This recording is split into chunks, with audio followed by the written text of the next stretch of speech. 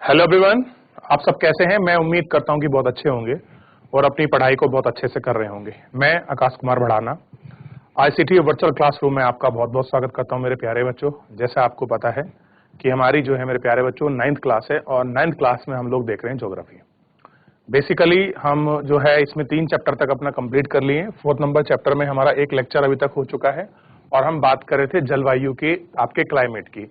तो कल हमने मौसम के विषय में जानकारी प्राप्त की कि मौसम क्या होता है, किसे मौसम कहते हैं, कैसे हवाओं का पलटने को हम मौसम बोलते हैं, कहाँ पर मानसूनी है, टेम्परेचर कैसा रहता है, इनके बीच डिफरेंसेस क्या है, कहाँ पर तापमान ज्यादा होता है, क्यों होता है, इनके बहुत सारे बिंदुओं पर हमने बात की। और हमने वर्षा के डिफरेंसेस को भी देखा कि कैसे जो आपका वर्षा है उसमें आपका डिफरेंसेस हमको साफ नजर आते हैं।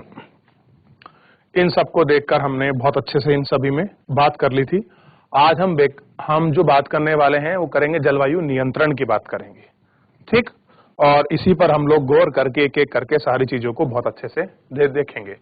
तो जितना हमने कल पढ़ा था उसमें अगर किसी का कोई डाउट है, कोई क्वेरी है, कोई प्रश्न है मेरे प्यारे बच्चों, तो आप मुझसे पूछ सकते हैं, नहीं तो फिर हम लोग आगे बढ़ जाएंगे। कोई भी बच्चा अगर किसी के डाउट है पूछ लीजिए। देखते हैं बच्चों। और देखिए, किसी भी क्षेत्र की जलवायु को नियंत्रित करने वाले 6 प्रमुख कारक हैं। यानी कि कोई भी सेक्टर है, कोई भी ऐसा क्षेत्र है जो आपका जलवायु को आप क्या करते हैं, नियंत्रक करते हैं, यानी कि जो आपका कंट्रोल करते हैं। ऐसे 6 कारक हैं।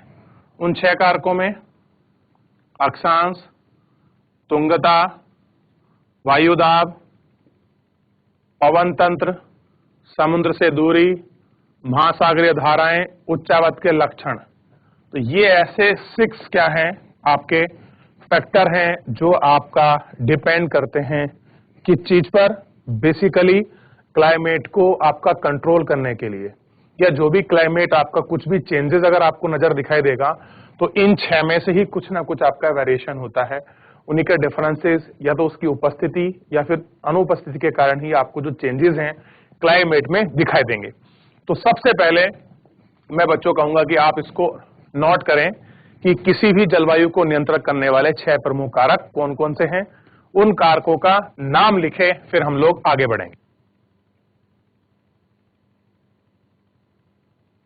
लिखिए सभी बच्चे, इनका नाम लिख लीजिए। जब तक आप इसको नोट डाउन नहीं करेंगे मैं आगे नहीं बढ़ूंगा, क्योंकि ये जो आप आज पढ़ लेंगे ये ऐसा नहीं है केवल आज ही काम आने वाला है। आप इसका फुल टाइम अपनी लाइफ में आप इसका प्रयोग देख सकते हैं। चलिए, देख लिए सारे कारणों को। अक्षांश देखिए, ऊंचाई देखिए, वायुदाब देखिए, पवन देखिए, समुद्र से दूरी देखिए, महासागरीय धारा देखिए तथा उच्चावत देखिए।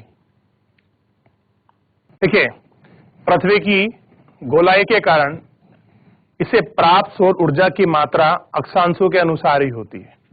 देखिए, आपको आपकी पृथ्वी पर कितनी ऊर्जा मिल रही है ये डिपेंड करता है किस पर, अक्षांश पर।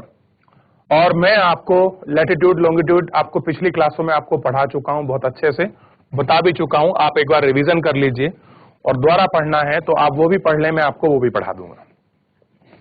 अब कह रहे हैं कि इसके परिमाण स्वरूप तापमान विषुवत से ध्रुवों की ओर सामान्यतः घट जाता है। जब कोई व्यक्ति पृथ्वी की सतह से ऊंचाई की ओर जाता है तो वायुमंडल की सघनता कम हो जाती है। क्या करता है, कहां जाता है जब कोई व्यक्ति, आपका ध्यान रखना, सतह की ओर जाता है तो क्या होता है, तो वायुमंडल की जो सघनता है वो आपका कम हो जाती है तथा तापमान घट जाता है। इसलिए पहाड़ियां गर्म के मौसम में भी ठंडी होती हैं। किसी भी क्षेत्र का वायुदाब तथा पवन तत्व उसके अक्षांश और ऊंचाई पर निर्भर करता है। ध्यान दीजिए, किसी भी जगह का जो मौसम है उसमें ठंड होगी या गर्मी होगी, ये डिपेंड कैसे करता है, अक्षांश और हाइट पर आपका डिपेंडेंट करता है, ठीक। अगर हाई एल्टीट्यूड है तो कैसी होगी बच्चों, आपको पता है, हाई एल्टीट्यूड की तरफ जो है, अगर आप उत्तरी गोलार्ध में ऊपर की तरफ बढ़ेंगे तो सर्दी शुरू हो जाएगी, नीचे आओगे आप भूमध्य रेखा की तरफ, जीरो की तरफ, तो गर्मी कैसी हो जाएगी, आपको बढ़ने लग जाएगी। इस प्रकार यह तापमान एवं वर्षा के वितरण को भी प्रभावित करता है। और कह रहे हैं कि यही फैक्टर है जो वर्षा को और तापमान को, इन सभी चीजों को इफेक्ट करता है। जैसे जैसे समुद्र से दूरी बढ़ती है यह प्रभाव कम होता है। कैसे होता है? ये जो प्रभाव है आपका कम होता है। एवं लोग विषम मौसमी अवस्था को महसूस करते हैं। इसे प्रायद्वीपीय अवस्था यानी कि गर्मी से बहुत अधिक, सर्दी से बहुत ही ठंडा कहते हैं। महासागरीय धाराएं समुद्र से तट की ओर चलने वाली हवाएं के साथ तटीय क्षेत्र को प्रभावित करती हैं। उदाहरण के लिए कोई भी तटीय क्षेत्र जहां गर्मी या ठंडी जलधारा है वहां वायु राशि की दिशा में समुद्र से तट की ओर बहती हैं तथा वह गर्म या ठंडी हो जाती हैं। कैसे बहती हैं? समुद्र से तट की तरफ बहती हैं और वहां से ही आपका ठंडी और गर्म जो है ये हमको दिखाई देने लगती है। क्लियर है? ये आपको बेसिकली देखना चाहिए। विश्व के अधिकतर मरुस्थल उष्णकटिबंधीय भाग की स्थिति में पश्चिमी किनारे पर क्यों होते हैं? अब इसका तो अगर आप ज्योग्राफी करोगे, फिजिकल डिस्ट्रीब्यूशन में जब मैं आपको कॉन्टिनेंटल प्लेट पढ़ाऊंगा तब आपको थोड़ा सा क्लियर हो जाएगा कैसा क्या कारण है कि वो आपके पश्चिमी छोर पर ही हमको गर्म मरुस्थल मिलते हैं। उष्ण का मतलब होता है गर्म, ठीक है? वहीं क्यों होते हैं कि जब आप पढ़ोगे तो ही क्लियर हो पाएगा। अंत में किसी स्थान की जलवायु को निर्धारित करने में उच्चावत महत्वपूर्ण भूमिका होती है। कहती है जो उच्चावत हैं इनकी एक अपनी महत्वपूर्ण भूमिका होती है। ऊंचे पर्वत ठंडी अथवा गर्म वायु को अवरोधी है। यदि उनकी ऊंचाई इतनी हो कि वह वर्षा लाने वाली वायु के रास्तों को रोकने में सक्षम है तो उस समय उस क्षेत्र में वर्षा के कारण जो भी है आपका जो वर्षा है वो कारण बन जाता है, उसका फैक्टर बन जाता है। और पवनों के जो आपके पर्वत हैं उन पवन मुखी ढाल पे अपचीकृत सूखा होता है। यानी कि जो ये देखिए आपके पर्वत हैं इन क्षेत्र पर आपको सूखा देखने के लिए मिल जाएगा। ठीक, चलिए तो इसमें अभी ये कंडीशन थी। फिलहाल थोड़ा सा हमने पढ़ा, इसको देखा कि महासागरीय जलधाराएं कैसे इफेक्ट करती हैं।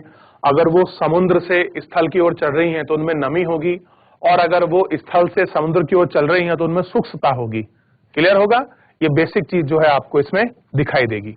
एक बार देख लीजिए, थोड़ा सा इसमें पढ़ लीजिए, फिर हम अगले अक्षांशों की तरफ बढ़ते हैं कि अक्षांश से कैसे प्रभावित होते हैं, इनके विषय में जानेंगे और एक एक करके हम इन सभी को देखेंगे। क्लियर है? चलिए ध्यान देंगे सभी बच्चे, पूछ लीजिए, नहीं तो फिर उसके बाद हम सीधे बढ़ेंगे भारत की जलवायु को प्रभावित करने वाले कारक, और सबसे पहले कारकों में हम देखेंगे अक्षांश को। ठीक, देखिए सबसे पहले भारत की जलवायु को जो आपके प्रभावित कर रहे हैं उन फैक्टरों में सबसे पहले हम अगर बात करेंगे तो हम देखेंगे अक्षांश रेखाएं। कर्क वृत्त देश के मध्य भाग पश्चिम में कच्छ के रन से लेकर पूर्व में मिजोरम से होकर आपका गुजरती है। देखिए बेसिकली अगर मैं बना दूं तो ये पूरा भारत हो गया और ये रीजन है जहां से क्या गुजरती है, कर्क रेखा होकर गुजरती है। ऐसे देखिए आप रफ स्केच के तौर पर, ठीक, यहां से होकर अब गुजरती है। ठीक, देश में लगभग आधा भाग कर्क रेखा के दक्षिणी वृत्त में स्थित है जो उष्ण कटिबंधीय क्षेत्र में आता है। अब जितना भी ये वाला रीजन है, ये पूरा रीजन ये किस में आ रहा है आपको पता होना चाहिए, उष्ण कटिबंधीय है। दक्षिण का भाग है बेसिकली और उष्ण है। उष्ण का मतलब है गर्म कटिबंध, यानी कि जोन, बेसिकली कटिबंध को जोन कहते हैं इंग्लिश में। तो उस जोन के बीच कैसे है ये आ रहा है। कर्क वृत्त के उत्तर में स्थित शेष भाग उपोष्ण कटिबंधीय है, इसलिए भारत की जलवायु में उष्ण कटिबंधीय जलवायु तथा शीतोष्ण कटिबंधीय जलवायु दोनों प्रकार की जलवायु उसमें स्थित होती है। कैसी हैं? दोनों प्रकार की जो आपकी जलवायु है इसमें आपको देखने के लिए बेसिकली जो है मिल जाएगी। ठीक, बात कर रहे हैं ऊंचाई की। ऊंचाई को थोड़ा देखिए। ऊंचाई भारत के उत्तर में हिमालय पर्वत है, पता है आपको, नंगा पर्वत से लेके नामचा पर्वत तक भारत का जो हिमालय क्षेत्रीय विस्तार है आप उसे देख सकते हैं। ठीक, और इसकी औसतन जो अगर हम हाइट की बात करें एवरेज है 6000 मीटर। कितना है? 6000 मीटर हमको एवरेज हाइट मिलती है। भारत का तटीय क्षेत्र भी विशाल है, जहां अधिकतम ऊंचाई 30 मीटर है। और कह रहे हैं कि जो भारत का कोस्टल तटीय क्षेत्र है, वहां अगर हाइट की बात करें तो वहां भी कितना है, लगभग आपका 30 मीटर है। और मध्य हिमालय एशिया से आने वाली ठंडी हवाओं को भारतीय उपमहाद्वीप में प्रवेश करने से रोकता है। क्या करता है? प्रवेश करने से रोकता है। पर्वतों के कारण इन्हीं क्षेत्र में मध्य एशिया की तुलना में कम ठंड पड़ती है। और कह रहे हैं कि जो हिमालय पर्वत का खड़ा होने की वजह से मध्य एशिया से जो आपकी चलने वाली सरद बर्फीली हवाएं हैं, वो बैरियर के रूप में आपका हिमालय खड़ा है, तो ये पार नहीं कर पाती, बल्कि इस तरफ से मुड़ जाती हैं। क्लियर है? तो इसलिए आप देखेंगे एशिया जो ठंडी हवा आती है उनको रोक लेती है, और इसकी तुलना में भारत में जो सर्दी है वो कम पड़ती है, क्योंकि हिमालय कैसा है, सतत आपका प्रहरी है। सतत का मतलब होता है कॉन्टिन्यूस फॉर्म में खड़ा हुआ है, प्रहरी का मतलब है रक्षा करने वाला है। ठीक, ये आपको ध्यान रखना है। चलिए इससे आगे थोड़ा सा हम लोग आपका बढ़ते हैं। वायु दाब एवं पवन कैसा है? वायु दाब एवं पवन। चलिए अब बात कर रहे हैं थोड़ा सा इसमें किसका, पवन वायु दाब के विषय में थोड़ा हम देखते हैं। एयर प्रेशर के विषय में बेसिकली हम लोग इसमें बात करेंगे कि एयर प्रेशर क्या है, कैसे उसको मेजर करेंगे। भारत में जलवायु तथा संबंधित मौसमी अवस्थाएं निम्नलिखित वायुमंडल अवस्थाओं से संचालित होती हैं। यानी कि जो भी कुछ होता है ये वायुमंडल का जो कंडीशन है उसी कंडीशन में आपको देखने के लिए मिलेंगी। पहला है वायु दाब और धरातलीय पवनें, दूसरा है ऊपरी वायु तथा परिसंचरण, और आपका तीसरा है पश्चिमी चक्रवात, विक्षोभ एवं उष्णकटिबंधीय चक्रवात। इन तीनों को लिखिए सबसे पहले, फिर हम लोग आगे बस पढ़ेंगे और एक्सप्लेन करेंगे। ध्यान दें इन पर। हो गया बच्चों, नोट डाउन कर लिया आप लोगों ने? आगे बढ़ जाएं। चलिए, तो क्या हो गया, कौन सी अवस्था है? वायुमंडल दाब एवं धरातलीय पवनें, यानी कि एयर का जो प्रेशर है और हमारी लैंड पर जो बहने वाली हवा है वो है जिम्मेदार। दूसरा है ऊपरी वायुमंडल में परिसंचरण, यानी कि हवा के ऊपर जो आपकी जेट धाराएं हैं उनकी बात कर रहा है। और कह रहे हैं कि जो पश्चिम में आपका चक्रवाती विक्षोभ बनता है और उष्णकटिबंधीय चक्रवात है, उनको अगर हम देखें तो थोड़ा सा ये इमेज हमें साफ हो जाएगी। ठीक, चलिए अब कह रहे हैं कि भारत उत्तर पूर्वी व्यापारिक पवनें यानी कि ट्रेड विंड्स वाले क्षेत्र में स्थित है। ध्यान रखना है, कहां पर है भारत? उत्तर पूर्व में जो व्यापारिक पवनें चलती हैं उस रीजन में क्या है, भारत स्थित है। ये पवनें उत्तरी गोलार्ध के उष्ण उपोष्ण कटिबंधीय उच्च वायु दाब से उत्पन्न होती हैं। कैसे होती हैं? उष्ण कटिबंधीय उपोष्ण कटिबंध दाब में क्या होती हैं? उत्पन्न होती हैं। ये दक्षिण की ओर बहती हैं, कोरियोलिस बल के कारण दाहिनी ओर विक्षेपित होकर विषुवतीय निम्न दाब वाले क्षेत्रों में बढ़ जाती हैं। सामान्यतः इन पवनों में नमी की मात्रा बहुत कम होती है, क्योंकि ये स्थल भाग पर उत्पन्न होती हैं एवं बहती हैं। अब देखिए, जो कोरियोलिस आपके बल के कारण जब हवा घूमती है आपके पृथ्वी के घूर्णन के कारण से, तो जब वो राउंड करती है तो राउंड करने के बाद जैसे आप पहुंचोगे, क्लियर है बच्चों, कहां? दाहिनी तरफ, तो ये हवा वो आपकी टर्न कर जाएगी, आप दूसरे गोलार्ध में जैसे एंटर करेगी। मान लीजिए उत्तरी गोलार्ध में इस तरह से बह रही थी, जैसे ही जीरो को पार करेगी तुरंत कैसे बहने लगी? उल्टी, क्योंकि 0 डिग्री पर कोरियोलिस फोर्स होने की वजह से उसकी दिशा को परिवर्तित कर देता है वायु के। क्लियर है? और वायु की दिशा परिवर्तित होते ही उसकी दिशा बदल जाती है। ठीक, और अगर लैंड से आ रही है तो देखिए जाहिर सी बात है उसमें जो वाष्प होगी वो कम होगी। अगर वही वायु कहीं आपके समुद्र से आ रही होगी, कोस्टल एरिया से आ रही होगी, तो उसमें क्या होगी? नमी की जो परसेंटेज है, जो नमी की मात्रा है, वो आपको ज्यादा दिखाई देगी। क्लियर है? तो इसलिए क्या है इसमें कि जो आपकी इन पवनों में क्या होता है, नमी की मात्रा बहुत कम होती है, क्योंकि ये स्थलीय भागों पर उत्पन्न होती हैं एवं बहती हैं। साफ हो गया बिल्कुल, लैंड एरिया पर चल रही हैं तो कम ही होंगी। इसलिए इन पवनों के द्वारा वर्षा कम या नहीं होती, इस प्रकार भारत को शुष्क क्षेत्र होना चाहिए, लेकिन ऐसा नहीं है। आइए हम देखते हैं क्यों। कह रहे हैं क्या, कोरियोलिस बल पृथ्वी के घूर्णन के कारण उत्पन्न अपसारी बल को कोरियोलिस बल कहते हैं। ये क्या होता है, पृथ्वी का जो घूर्णन है उसके कारण उत्पन्न होता है। समझिए कोरियोलिस फोर्स क्या होता है। आभासी बल है, दिखता नहीं है, ठीक। इस बल के कारण पवन उत्तरी गोलार्ध में दाईं ओर, दक्षिणी गोलार्ध में बाईं ओर आप क्या होती हैं, विपेक्षित हो जाती हैं। इसी को क्या बोलते हैं, फेरल का नियम। यानी कि मान लीजिए ये आपकी पूरी पृथ्वी है, ऐसे देखिए ये पृथ्वी है, ये 0 है। अगर हवा इस दिशा में घूम रही है उत्तरी गोलार्ध में, तो दक्षिणी गोलार्ध को जैसे ये पार करेगी तो ये इस तरह से घूमने लग जाएगी, क्योंकि यहां कोरियोलिस फोर्स है, बल है। तो जैसे कोई आपका इसमें आपका प्रवेश करता है, 0 डिग्री को पार करती है, तो उससे हवाओं की गति बदल जाती है और इसी को बोलते हैं फेरल का नियम, ठीक। तो एक बार मेरे कहने से मेरे प्यारे बच्चों, आप सभी इसमें अगर कुछ कॉपी करें ना करें, एटलीस्ट ये जरूर आप लोग अच्छे से कॉपी कर लें। कोरियोलिस बल ये बड़ा इंपॉर्टेंट है और आपको बहुत आगे काम करेगा और परीक्षाओं में, इसको लिख लीजिए, ठीक। इसको नोट कर लें, फिर हम लोग आगे बढ़ेंगे। इसमें कर लीजिए नोट।